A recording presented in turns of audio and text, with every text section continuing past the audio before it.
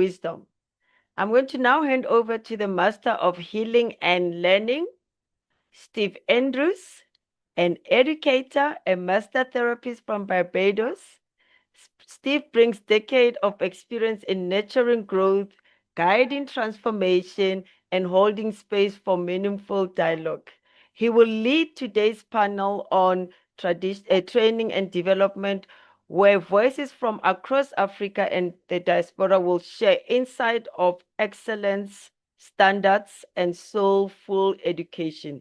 Joining him are Koliswa Vumazonke, a holistic therapist bringing Ireland and South Africa, Walid, a spa and wellness profession from Egypt, Winnie Taylor, founder of By Winnie Training Institute in Kenya, and lastly, Lillian Aribodi, founder of Lillian Collins in Nigeria. Over to you, Steve. Thank you. Good morning again. It's still morning in the Caribbean. It's really a pleasure to be here, and I just want to say thanks. This was a really serious journey. I mean, when we start thinking about this conference a couple of months ago, we never thought that we would be here doing what we are doing, changing minds, inspiring people, getting excited about so many different things, and how are we gonna take the next step after the end of the day. So today, the whole concept that we have looked at is really about training and development. Global standard, African excellent. It's very important for us to benchmark what we are doing. I mean, the whole of yesterday, we heard about all of these traditional healing practices. We talk about the herbs, we talked about so many things, the retreat, we talked about so many aspects of what we do. And without all of these things means nothing if we cannot transfer that knowledge to others, our ancestors. Kent will speak later on about the opportunities within Africa, and Africa is a new frontier, or as the topic says, the creator of wellness. Remember, and everyone is now awakened.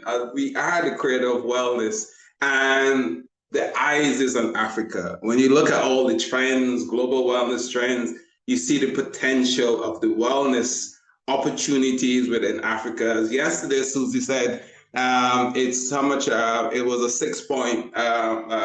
$2.6 billion, I have it wrote down somewhere, potential of business in Africa. So we understand where the global wellness is going. But if we have not put ourselves in position by developing concept, institute, bringing persons together to help develop those concepts in terms of training and development, I think we'll be at the same space that we are today in another 5-10 years from now.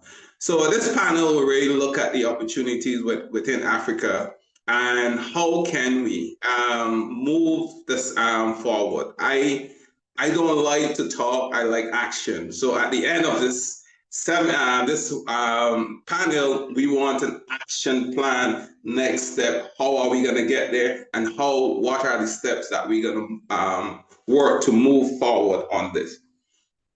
This is important, that Africa, I don't want to talk all, but I mean, I need to set the playing field. I need to set the pitch. The Caribbean it was known as the best cricket nation in the world. So we have to make sure the batting pitch is right, the bowling pitch is right.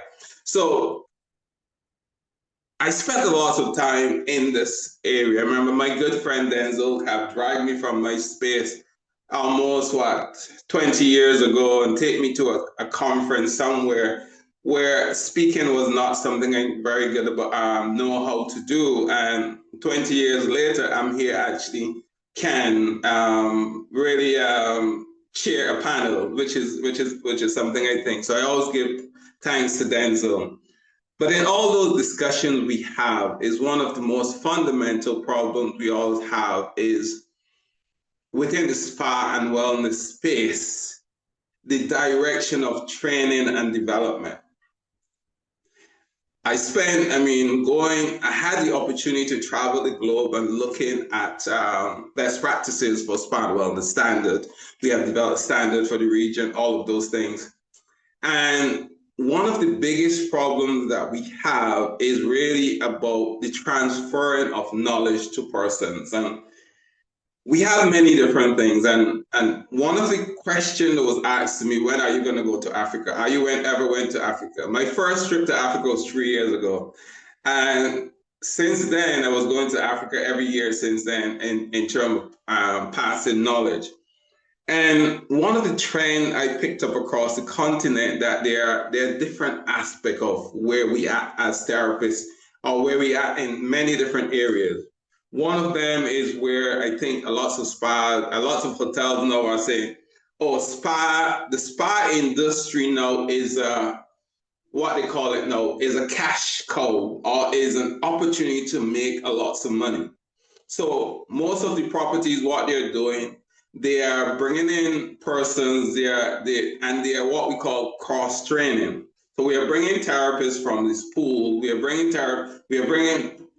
practitioners from the pool. We are bringing practitioners from the within the environment, and we are training them to develop. And because they are not classically trained, we have a deficiency. Another area I'm seeing is a lot of the training is being done by product manufacturers. And I think that was a great marketing tool for the product manufacturers where we go into spas and we are saying, okay, you don't have to do training, we will do the training for you. And also the training is led by product manufacturer. And if you're a good business person, so we have that challenge as well. One of the other challenge I find is the cost of training, because spas and wellness sector, we see it as luxury. I think it's necessity. Everything in the industry are very expensive. So based on that, you find a lots of persons don't have the opportunity to really, what I say, master their craft. And I think these are some of the things that we have to look at, and how can we find solution to really dive into these things. So as I said, I lay the platform. I will introduce my guests or my fellow persons on the panel, and I will allow them to introduce themselves, started with Winnie from Kenya. He said ladies first. So let's introduce you a few minutes. Just tell us about yourself and tell us what are your experience within this space. Great. Thank you so much, Steve Andrews. And it is such a great honor to be here this afternoon. It is afternoon for me. I'm in Nairobi, Kenya currently. And my name is Winnie Taylor. I'm an esthetician, iTech and CDESCO certified. And I'm also a trainer, educator, and a certified nutrition coach. I have founded by Winnie Training Institute, which is an iTech approved training institute in Kenya. So to start off and answering your question, so I can go straight and answer the question on what I've found, right? Or my experience. Okay. So to begin with, I agree with you in terms of challenges that we are experiencing in this space. And based on the whole summit, I was able to tune in a bit yesterday. I've managed to be on all day today. So not just from a spa and beauty perspective, but it does touch, I like to say we teach beauty and wellness, because then of course, when we incorporate things like nutrition, and depending on where it is that you go to school to study, nutrition is something that's incorporated in this training. So I agree with the first challenge of lack of, there might be a lot of schools, but sometimes I think it's lack of either the standard or the quality of the training that is there. And the other one is, like you said, training being led by product houses. And that, I believe, should come later after therapists have gone through the education. So we are having schools coming up, and there are many. And right now, and looking at Kenya as an example, up until 2 years ago, right now, in the last 2 years, we've added in total 4 iTech schools. And the reason I'm referring to iTech is purely because if Africa is going to come to the fore, and if you're going, and also just like we've had, we have the largest, or we're going to have the largest population of young people.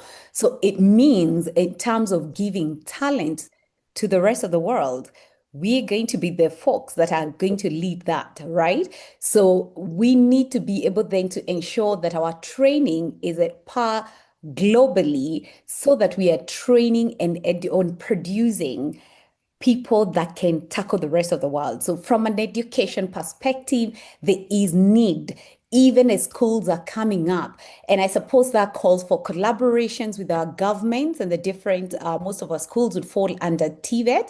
So collaborations with our government and collaborations with the right people. And I say the right people, I'm talking about associations, for example, and the industry at large, to ensure that as they're absorbing therapists and they're employing or giving opportunities, or even therapists starting their own businesses, education, then it's covered from that perspective. So ideally, we should have education done at the school, training done at the school, with a curriculum that is at par with the global standards.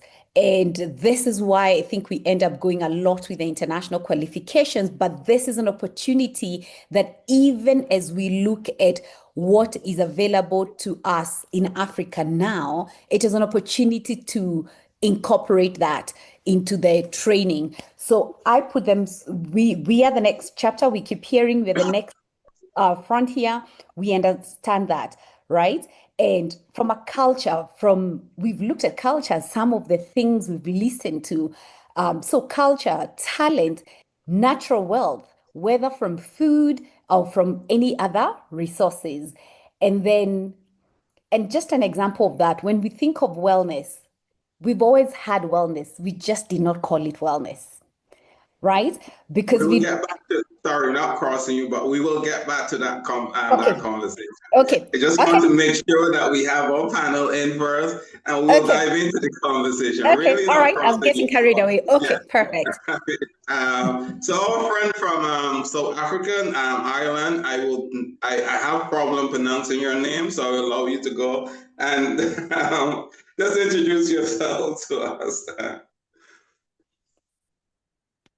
You're on mute, so you need to unmute yourself.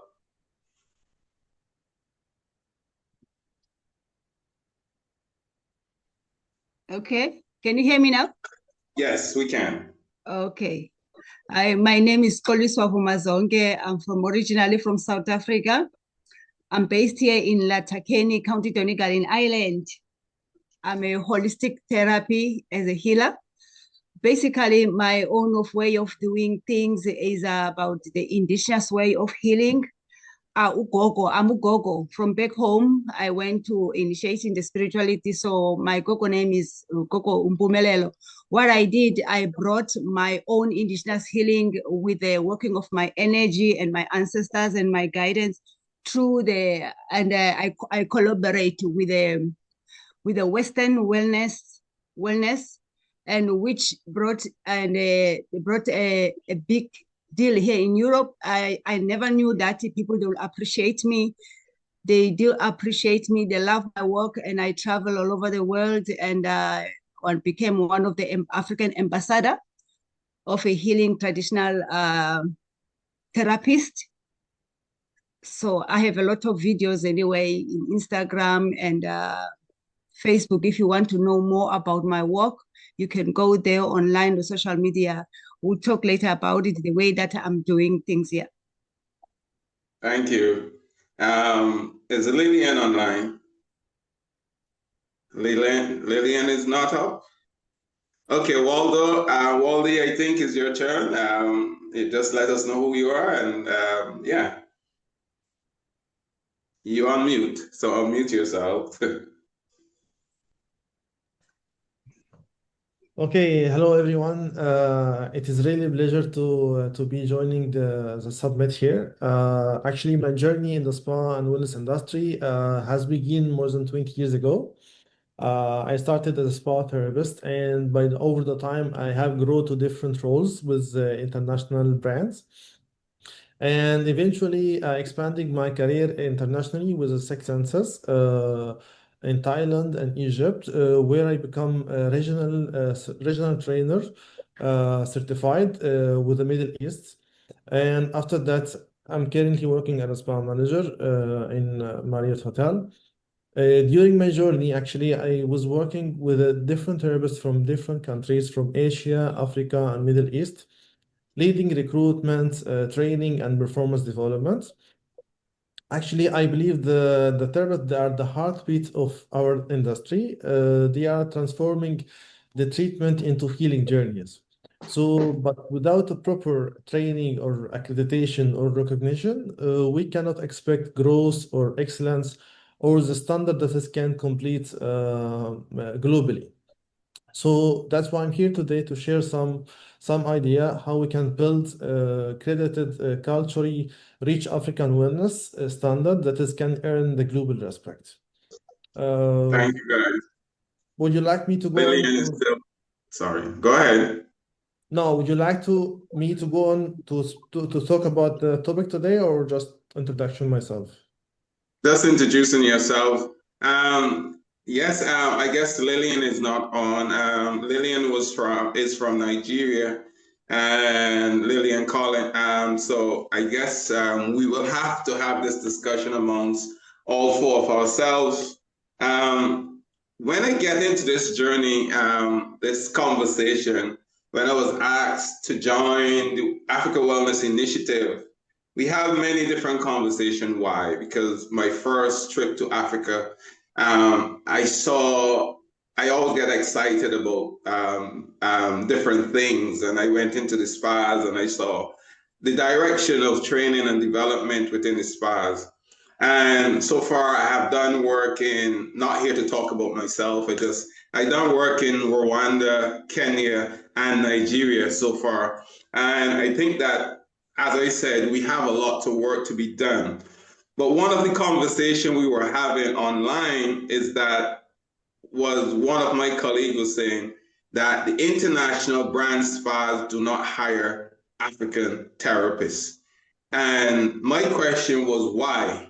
So I'm asking my panel, where do you see African therapists within this global space? Where do you see us as therapists, and what do we bring to the table? You want to go, Waldo? We had ladies first, so let's go. Yeah. Waldo. Me first? Yes. All right. Okay. So actually, I can see we can give like two categories. The Africa, it can be in 5 years from now, we can be a wellness destination, but in 10 years we can be a wellness leaders. This is in short words. Actually, I have a plan for this. Because as you mentioned before, it's not easy to find a qualified a therapist. So I put structures, if this is structures of 5 steps, how we can reach to be a wellness destination at Africa. So the first step is we have to develop African standards. We must creating our own standard, and this standard should not be less than the international benchmark. Okay. And this standard also should be matching with the global expectation for the training, safety, professionalism, and guest experience. About this category, if we make it, we will establish our own wellness standard. So we will really have our foundation. The next step is we have to make international accreditation. We should connect our standard globally with a recognized institution that has set the benchmark of the quality and professionalism in the wellness industry. And if our African therapist hold the qualification that is globally recognized, they will be welcome everywhere. They will feel that they feel confident. They will feel trusted. And the third step is we have to launch the trainer program. actually we cannot scale the quality of education without trainer. So I think we should develop trainer program. And I think at the beginning we cannot cover all countries. So I suggest that we can make a regional master trainer, that is, they can cover all countries, and each master trainer will be certified by African Wellness Institute. So this is certified trainer.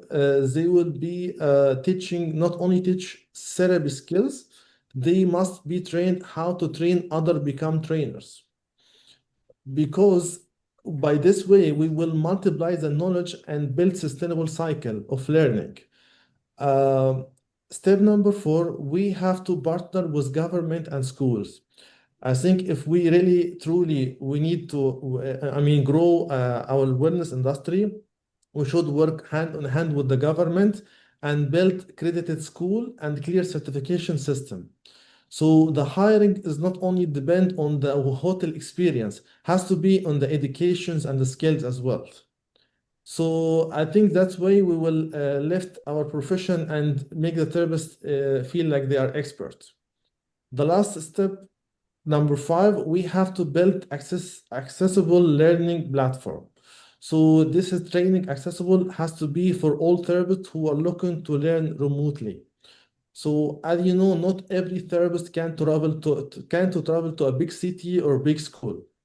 So that's why I'm thinking that we can build a platform, digital knowledge hub, can have the visual lesson, learning videos, and reading materials will allow therapists to learn from anywhere in the continent, in Africa. So this platform can also including knowledge such as anatomy, physiology, can also have like something, like about muscles, because it's not only about movement, it's about education. So we have to make our therapists educated, so they have to know about muscles, blood flow, and science of the body. I think this is 5 steps can help us to reach this is like to be a wellness destination. I think that's perfect. So you basically lay out the platform in terms of the future of what we have to do. What about my friend from South Africa? Yes. I can add up. He said it very well. I can add up. The only one thing for me as an indigenous worker, we have to brought in our olden way of doing things. You combine with your westernized, with the African way. I think that as we therapists abroad the world, we are we are disconnected with ourselves. We don't know what we are doing when we are on top of when we're on the client. We have to be open-minded. We have to know first, you have to connect within yourself in order to give the healing that you know. And in order to do that, you have to learn about yourself with your way of connecting your body and mind and soul. There's no point of whereby we are going to distribute the knowledge of practical, whereby the theory, whereby you don't know yourself inside yourself. You have to know yourself first in order to distribute whatever you have to do. And for my experience of traveling the world, I meet a lot of cultural, different culture, whereby I see the way they are doing things is not different with the kind of doing our own way of things. It's just of knowing how to bring it out, and you just bring it and to combine it, because the energy is lacking there. In our way of doing things, we don't connect with ourselves, we disconnect. We are very disconnected within ourselves. If ever like we know how to connect with self, we bring that energy, you connect with your spirituality, and then you deliver whatever that is there. Some of the other countries, some other nations, they will start appreciating you as an African indigenous way of healing. Guys, you see the passion that we have in this African diaspora are willing to really take this passion. And I think what my colleague Waldy is saying is not much different.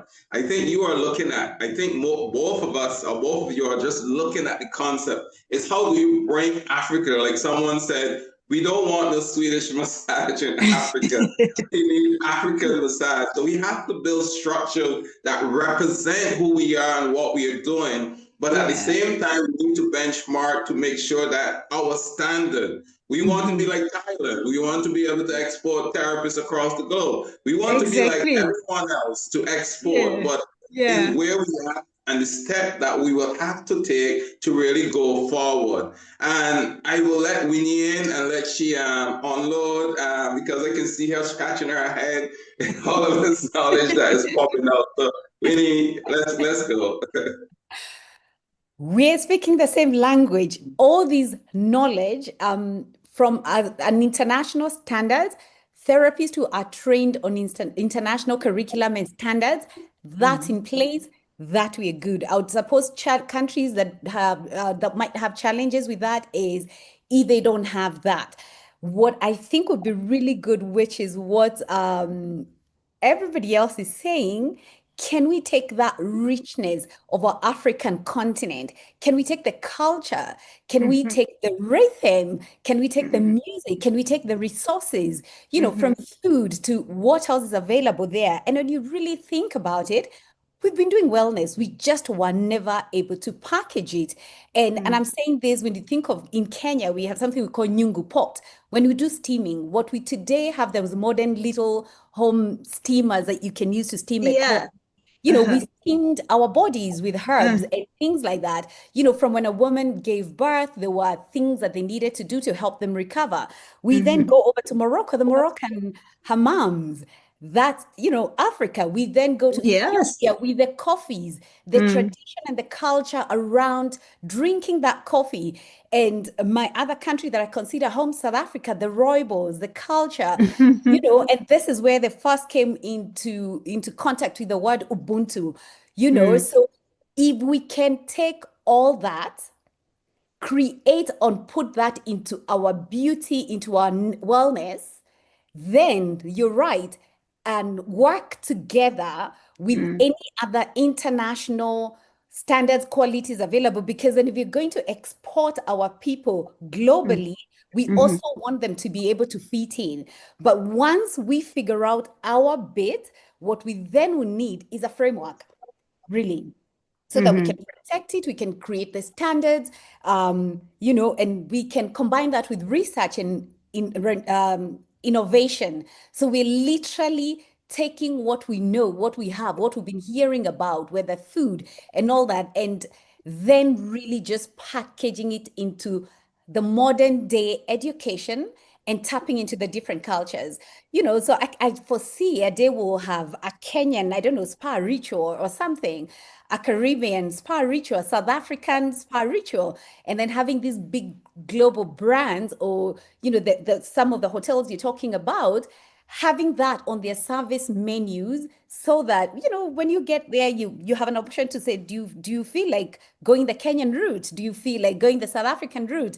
Do you feel like going the Zimbabwean route? But incorporating that in training. So the future of our people will lie in education, but we just need to tap into our excellence in what we have in the richness of our culture. And which is you already have is within you yourself. Is that exactly, exactly. We have it in the way we do things, the way we eat, the way we dress, the way we carry ourselves. Then just package that into education, and then the difference and will be so that it's exportable. We can export it and we can finally give it to the rest of the world. Sorry, everyone. Halftime. Steve, halftime. Okay, thanks, Ken. So what are you saying is that we need to change our service menu from Swedish massage, deep tissue massage, whatever we want to call them, into the African different style, a Kenyan massage or Rwanda massage or Nigerian massage. I mean, these are great ideas that we are talking about, and we really have to develop it. But everything takes time, and I'm looking at structure, and I'm thinking that like what Wally said, and he gave a 5-point plan. I mean, I all go back to where it started when we were a part of the Caribbean Spa and Wellness Association. We did this, and we went through all of these discussions, and we all get excited about this discussion. But after it's finished, it just dies, and we don't take it anywhere. So what are the low-hanging fruit you see that we can operate? The easy, simple things that we can do starting next month, next year. What are some of the low-hanging fruits that you think we can dive into? Anyone can start answering that question. Things that we can start doing next month, next year. What do you think? And I'm just throwing food for thought here.